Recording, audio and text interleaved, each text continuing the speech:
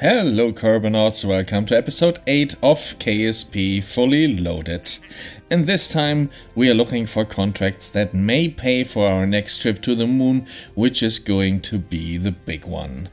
And it seems like we are in luck because there's a contract here that says take temperature measurements south of the landing site of Luna 1, which was the probe that we sent to the moon that landed there and sent our first data from the surface. And then we are going to spend all the science that we just accumulated through our manned moon orbit to pay for, or at least give us all the science that we need to actually make this manned moon landing or kerballed moon landing a reality. And of course we are going to need landing, which gives us the landing legs. We need general construction to unlock certain 2.5 meter parts. We need to unlock 2.5 meter engines and 2.5 meter tanks, which we are going to need since this is going to be the biggest rocket we ever built, and it also comes with the fuel ducts and some of the other stuff. And of course we are going to need some life support stuff which is also locked into the heavy rocketry tree. And then we are going to kind of backtrack through our different science nodes and unlock several parts that are now almost cheap to obtain. And we are going to unlock advanced flight control as well because it contains RCS, which we are going to use in this mission as well. And then we are kind of short of science a little bit, so we are going to take our Kerbals out on the launch pad and take surface samples, which is something that we have unlocked in the previous episode but didn't put to good use. And then one of my users told me how we can obtain science from ScanSat satellites or ScanSat experiments, which is to actually complete the scan and then there's science to be harvested from the tool. And this is what we are doing here. This is of course our PolarSat orbit around the Earth that was taking all those measurements, or the lo-fi measurements. And then we use this to unlock command modules, because this gives us the MK1 module that will help us get enough Kerbals to the moon to do both a manned landing and science with recyclable science experiments, which is going to be pretty important.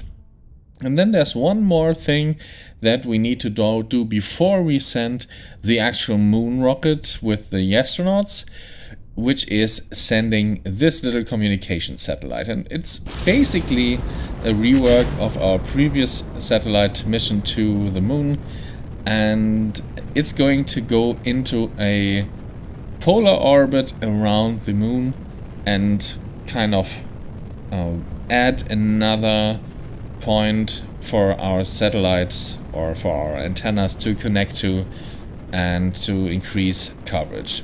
And since we need to start our rocket in a way that uses the least delta V, we are using the flight engineer to tell us when the relative inclination is the smallest to launch our rocket, which coincided with us being on the night side of the planet, so this is why there are no good pictures of the launch. But we have this beautiful picture of us leaving the Earth, going straight up to the moon, where we then entered into a polar orbit to conduct not just our communications mission, but also to take just another scan of the planet's surface. This time, of course, in a polar orbit, which will allow us to cover all the planet.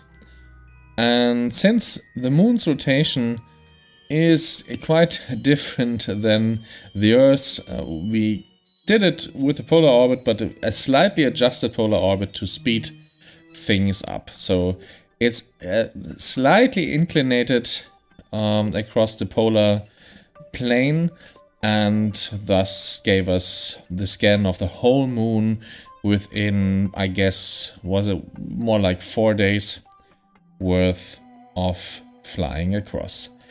And this, of course, also helps us spotting our landing site and getting some more science.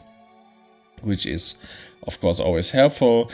I suspect us to collect tons of science once we actually land on the moon and collect surface samples, but for now this is what we do, and of course then we position the satellite into a higher orbit around the moon, just below the orbit of our previous satellites.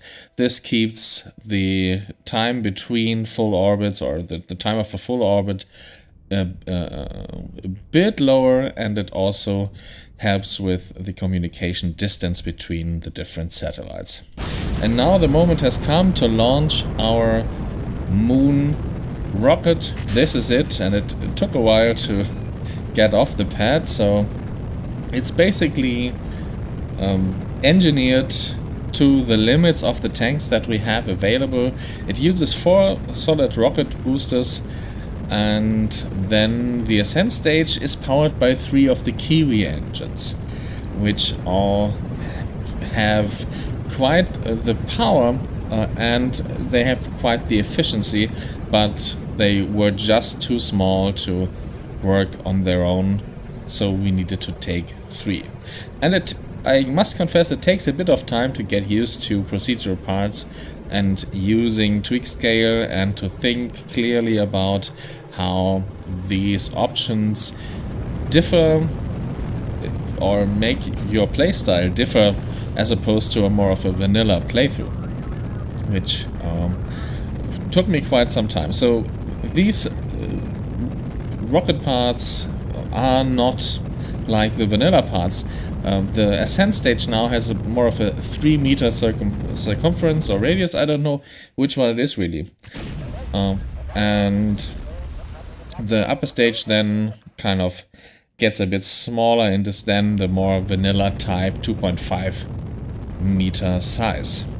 So this is the second stage. The second stage is powered by a typical mainsail engine again, and it's 2.5 meters, and it's supposed to be both circularizing the orbit and actually functioning as our translunar injection stage.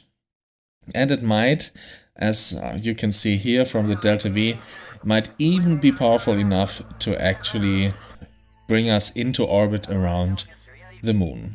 Of course, there are a few opportunities once again to take up some science from orbit around the Earth, which is what Jebediah is doing here, taking some EVA science, because we just passed over the tropics biome, which we hadn't previously collected science from orbit.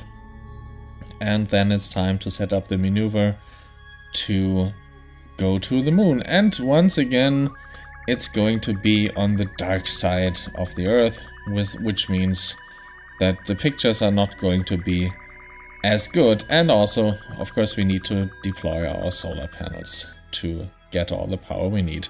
And this is how the solar panels are placed here in a kind of an upward direction, is where this craft gets its name from. And it's named the Eagle One in German, which means hedgehog.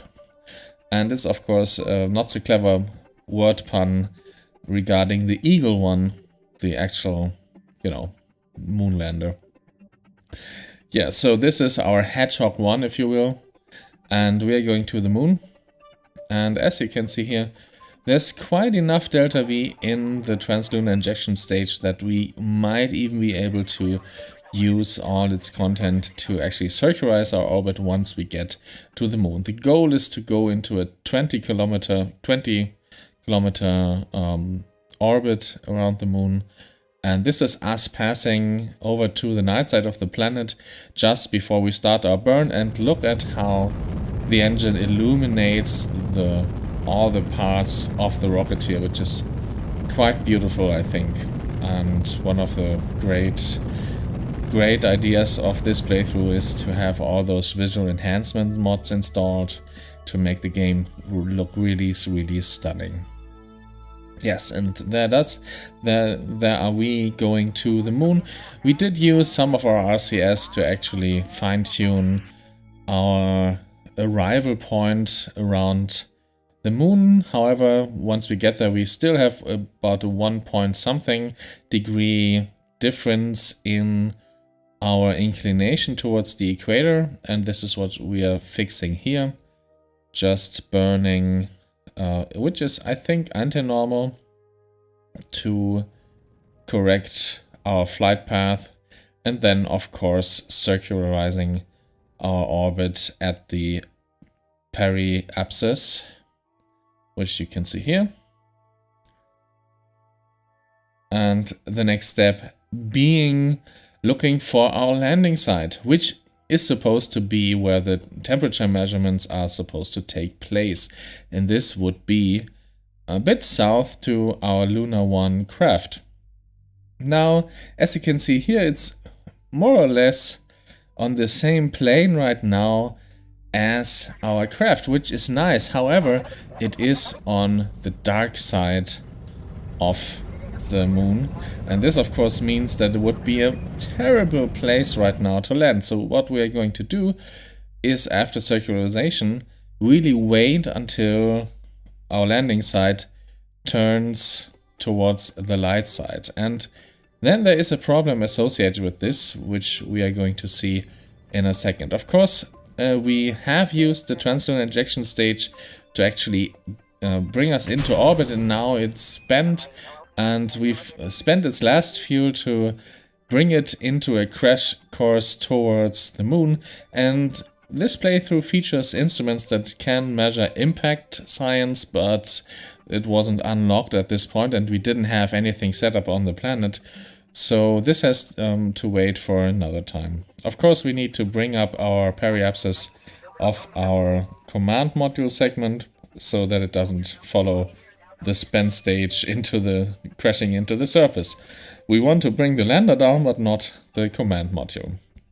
And here you can see us waiting until the landing site gets into the direct sunlight. However, as you can see, the landing site kind of rotates slightly north so that it's no longer in the same plane as our orbit, which means we need to do another course correction.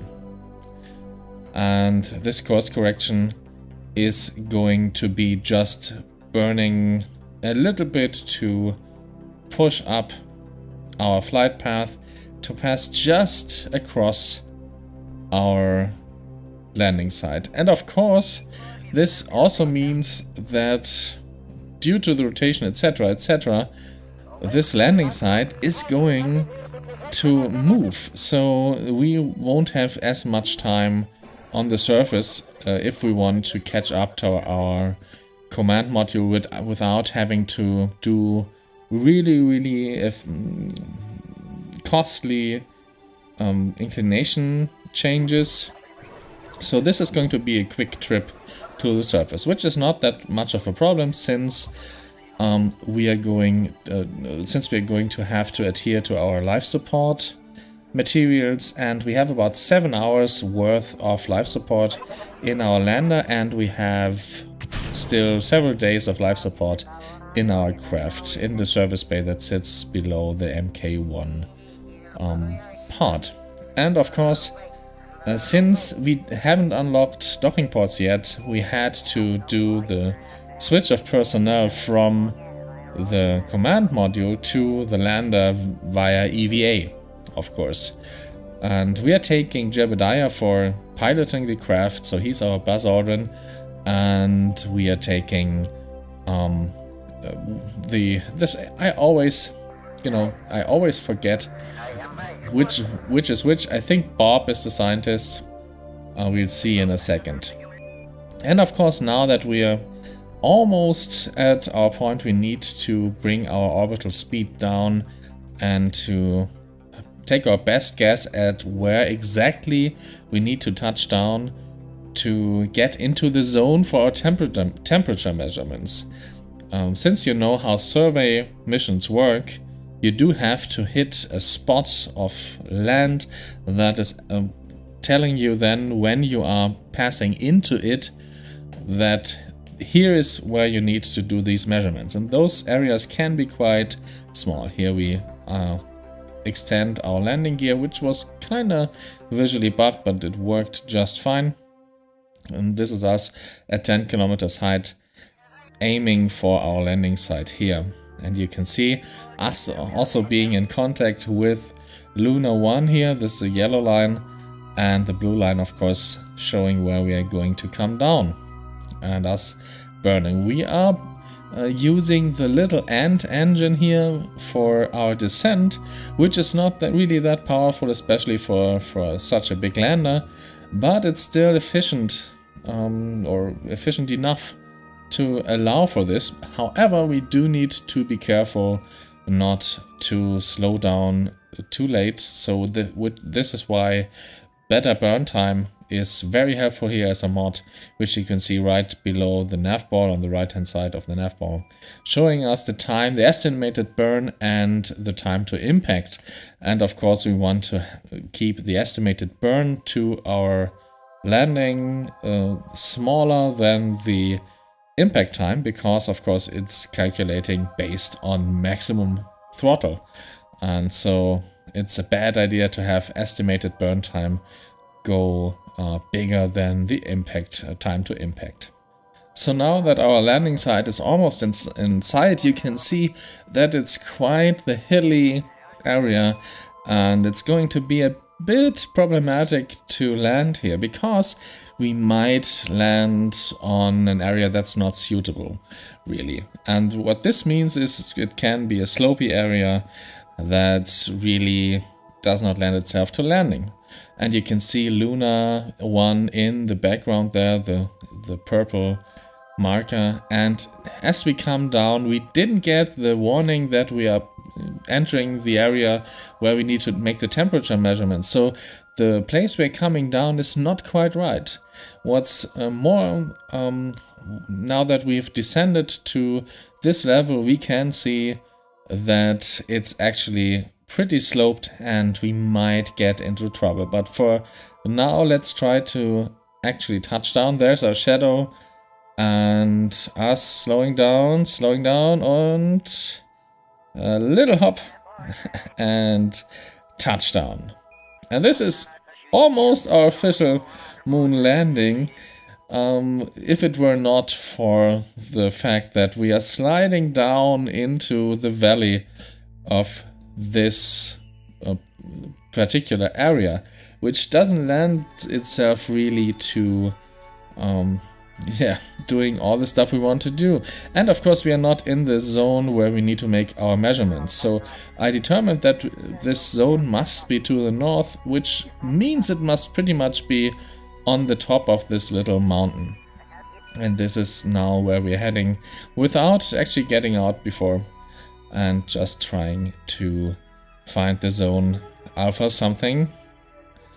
And as you can see, we still have delta V left, and the delta V measurement does not include the ascent stage of this lander, which is almost an Apollo style lander. It's going to have a part that remains on the surface and a part that is going to go up to rendezvous with the Apollo style command module. And now we find that this is the area where we need to take the measurements, but it's also sloped, but still we are trying to use this to land, and it seems to be slightly better, but still a bit slopey.